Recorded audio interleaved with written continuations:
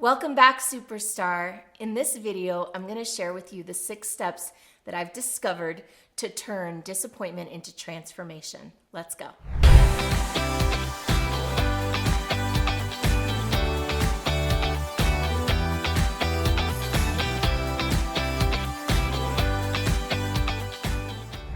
So first I'm going to start with a little bit about why disappointment can derail us and get in our way. And then I'll move into the overall kind of big perspective shift that I'd like you to take on. And then I'll share my specific steps. All right, so let's get started.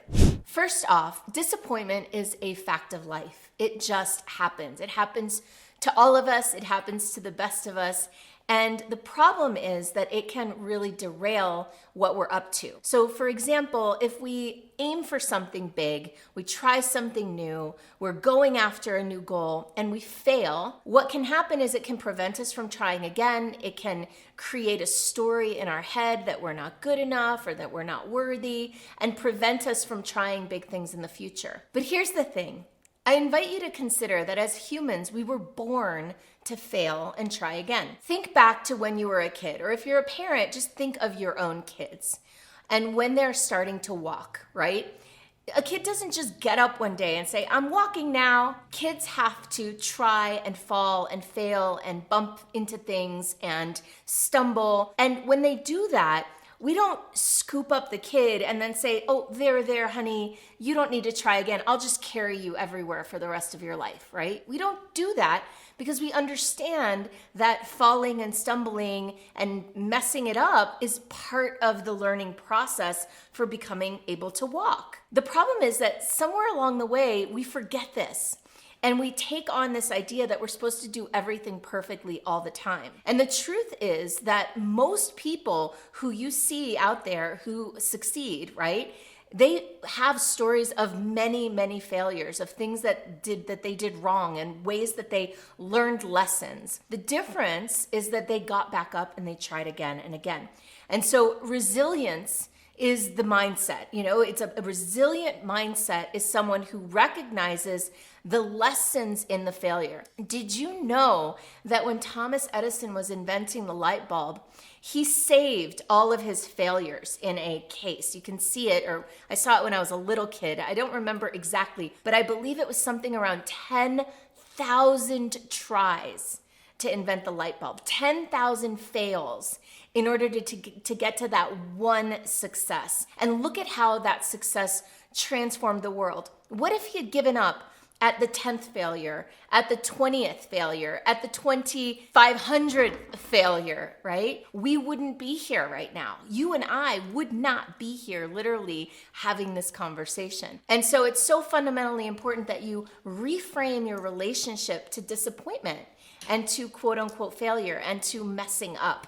And so that's what this process that I'm going to share with you does. So my promise is that with this process, if you implement it, and I'm recommending that you implement it all the time, every single time, even with the little failures and the little disappointments, you will become more empowered, more courageous, stronger, more resilient, and ultimately more successful. You ready?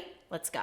So here's my 6-step process. And essentially, it's a process by which you reclaim your power in the face of any failure, disappointment, unmet expectations, okay? So the first step is awareness. Now, that might seem pretty obvious to you, but it's not always a given. A lot of times in this culture especially that we live in, and I can admit that this is something I've done and I still work on, is we can ignore or distract from feelings of disappointment, failure, unmet expectations. So we first need to cultivate even just the awareness of how we're feeling and that we're feeling something. How do we do that? Well, recognizing when we're feeling frustrated, irritated, angry, when we're blaming someone else. One of the classic signs of that we need to do this process is when we find ourselves lashing out or blaming other people for things. So another place to bring awareness is, do you have a persistent complaint about something in your life? Is there something that's always a problem, a repeating problem, a pattern? Usually if we find that there's a pattern or something that's ongoing or it's been going on for a while, then we can find that this is an area where you can reclaim a lot of power. And you might have to do this process several times for days, weeks, months, even years. So the more you do the process, the better it works. The more you build up sort of it's not a muscle memory, but like a physiological memory of how to do the process. So step one is awareness. How do you feel? And do you have any persistent complaint? Those are great areas to focus, okay? So once you've identified an area that you want to work on, something where you have a persistent complaint or a failure, disappointment, the next step to doing this is to create space and grace. And what this means is to give yourself some dedicated time to run through this process. Now, if it's a really big thing, if there's a lot of emotion, a lot of charge around it, you might want to take more time, like a Sunday, for example. If it's a smaller thing, you can run through it in your car while you're driving down the freeway, believe it or not. So you want to create the space and grace, the grace meaning the permission to do the process. And you'll see why in a moment, because it's something that generally a lot of times we resist doing. So you want to create the space to do it and also the permission to allow yourself to go into this process, okay? So I say set aside some time in the beginning, maybe set aside more. Usually when I'm working through something, I could do it in as little as 15 minutes to an hour or 2 hours. That's kind of my normal time frame. So the third step, and this is probably, I'm gonna say, the hardest step for most people, is dive into discomfort. And what I mean by that is not just feel it, not just have an awareness that it's there kind of on the surface, under the surface, but rather going all the way in and see if you can amplify the feeling. And this is why this is uncomfortable, because we are often taught to moderate our emotions. Again, if you're a parent or if you remember being a kid, I'm gonna guess that a lot of times you were told to keep it down, to stop crying, to not throw a temper tantrum. So we are often socialized to moderate our emotions, to make them smaller. And what I'm asking you to do here is make them bigger, amplify them. So that means it might take something for you to work your way up to this, okay? Now, I'm gonna be a little vulnerable here. I'm gonna share what it looks like for me. So if I'm here in awareness, I'm like, oh, I'm kind of annoyed. This happened to me actually last week. I got to a retreat that I was doing, and the venue was not what I expected. It was a venue in Santa Fe, New Mexico, and I was so excited. I had high expectations. I got to the venue, and the venue was dirty. There was garbage outside. There were boxes inside. Like, it was just messy. It wasn't what the pictures looked like. And here I was having 26 clients join me for 5 days, and the place just didn't meet my expectations. So I've had the awareness that I was feeling disappointment. I was feeling blame. Like, how could these people do this to me? Whatever.